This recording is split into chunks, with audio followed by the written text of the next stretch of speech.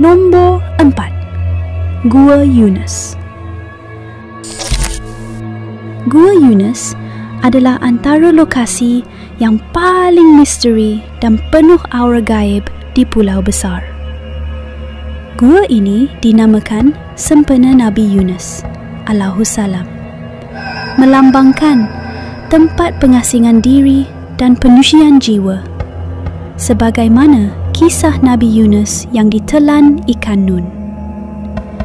Gua ini dahulunya digunakan oleh para wali Allah, alim ulama dan tok guru sebagai tempat bertafakur, berzikir dan mengasingkan diri dari dunia luar untuk mendekatkan diri kepada Allah.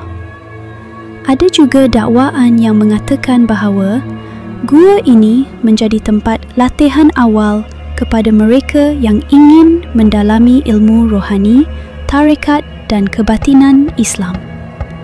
Ramai yang duduk bertafakur di dalam gua mendakwa mendengar bisikan halus yang menyuruh mereka mengingati Allah atau mengingatkan tentang kematian.